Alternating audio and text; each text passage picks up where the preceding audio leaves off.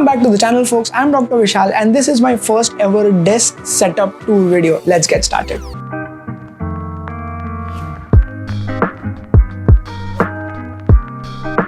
So the main idea behind designing this particular desk setup after making a few major upgrades is because I want this space to be such that I enjoy spending my time over here.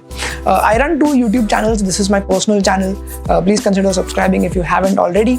The second channel which I run is in a professional capacity as a doctor, where I talk about my diseases and ailments. So these two channels, I have to fill them up with videos, and all the ideas, all the script writing and all the making notes and surfing the net, reading articles is all done in this corner over here. So I should be enjoying all the time that I spend as much as possible. I should feel relaxed, feel calm, feel focused, and that is why I call this my creativity desk setup.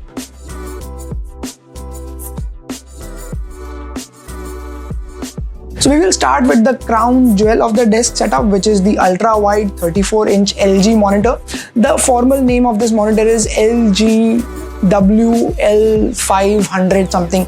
One of my favorite things to do on this monitor is to pull out my old pictures. I am an avid photography enthusiast, and so I have a collection of pictures which I've clicked since many years now. It is a pleasure to watch all these photos again in all its glory on the ultra-wide monitor. The wallpaper which you see over here is one such example. I spend a lot of time researching articles, making notes, writing scripts, watching other YouTube videos, and also editing videos because editing videos is a breeze on this laptop. The 21:9 aspect ratio makes the editing software look so spaced out that I really cannot imagine how I was managing everything in this relatively tiny laptop, so to say.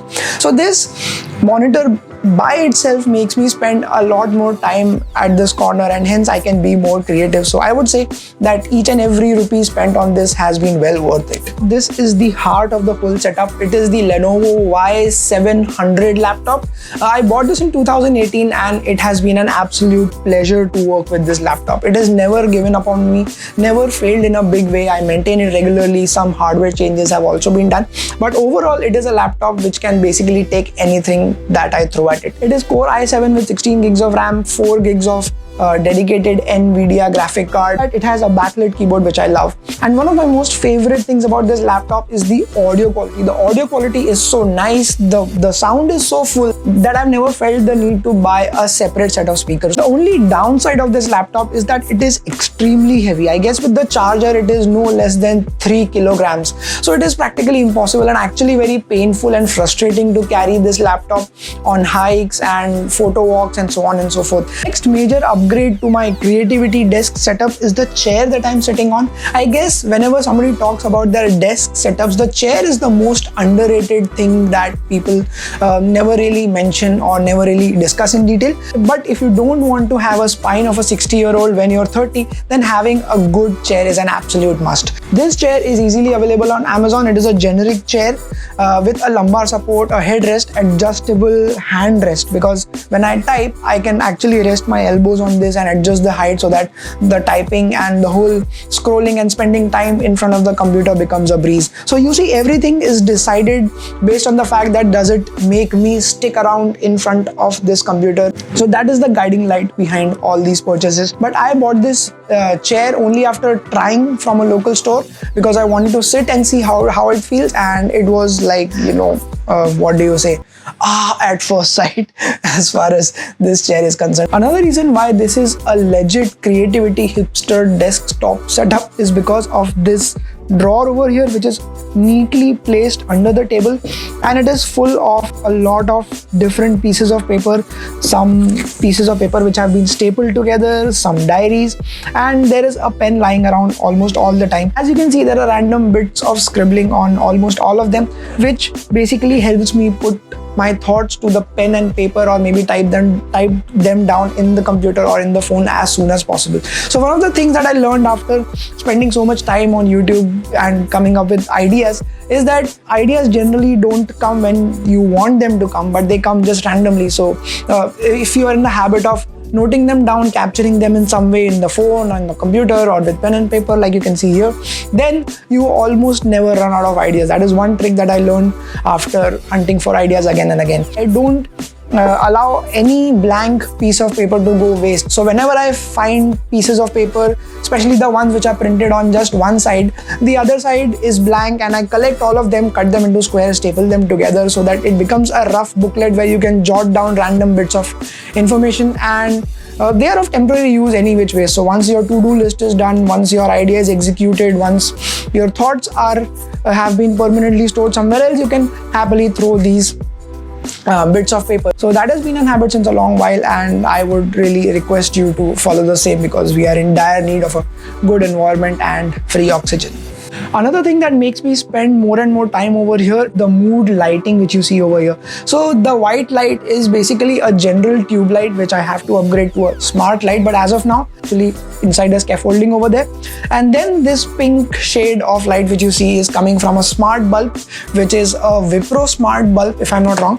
It comes bundled with this Alexa, but however I don't use Alexa to change the color because I'm perfectly fine with using a smart app to change the color, and I am not one of those people who would talk to another inanimate object just to change the color of the light. So that's about the smart bulb. Enough about a light bulb, as smart as it may be.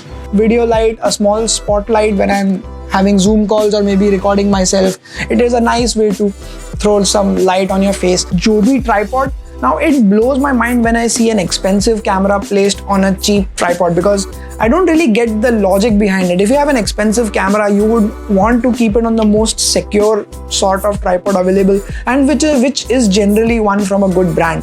So if you are planning to purchase an expensive camera, make sure you have a decent tripod because there is nothing more painful than seeing your expensive camera eating dirt just because it was placed on a cheap tripod which could barely hold itself together, let alone your camera. One pro tip if you are a fan of buying electronic stuff, especially if you are somebody who's starting with their hobby or their passion, is to try your local second-hand store listing. Like in India, OLX is quite popular, and honestly a lot of gear which I use has been bought from OLX, and very less times, hardly any time have I regretted buying stuff on OLX. If you know what to see, you can get really good deals, and I have saved thousands and thousands of rupees by buying stuff on OLX. Another example of an OLX purchase is this Blue Yeti mic. The audio quality is excellent, and this Blue Yeti is actually blue in color, so I love it even more.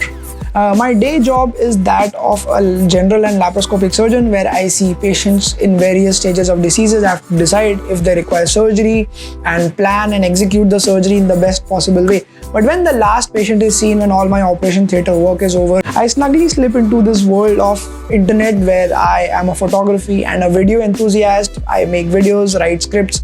So one thing that I've realized after doing all these hobby and passion related things is that I think fun is the guiding light which should tell you whether what you're doing is in the correct way or not. If you've chosen to do something but it doesn't feel fun anymore, then probably you are doing it wrong, and maybe there's a better way of doing it. Crossbeat earphones, I've been using them since a year. More about that in the other video. One fine day I got this weird feeling that the stuff lying on my table is just randomly scattered here and there, and it should be organized with a desk organizer. I really don't know what came into my mind, and I ordered off Amazon. It is one of the cheapest ones, the smallest one available, because I wasn't really sure if I'll be using it, but once I have it, it is a permanent fixature. This little can came with the totem, and I use it to keep all small random things which would otherwise lie on the table because it has a sponge in the base. You can just drop things and never worry about breaking any of them. A can of dry fruits courtesy my mom, and I believe the secret reason why I still don't have a six-pack. Lord Ganesha, because it is 2021 and we are desperately in need of good luck and fortune. Speaking of 2021, I don't understand why people consider masks as accessories these days. I find people matching their mask with their clothes or choosing them based on the color and the pattern instead of how good they are, how many layers they are, how much can they protect from the viruses. So if you are out there deciding which mask to buy, I would strongly recommend the N95 one, which has proper layers and it is actually designed to protect instead of something which looks fancy but doesn't really do anything to protect you. Wow, that was a lot of stuff. I had no idea that talking about all these things on my table would turn into a video. I hope you enjoyed it. Let me know what do you think. Consider subscribing if you haven't already, and I will see you in the next one.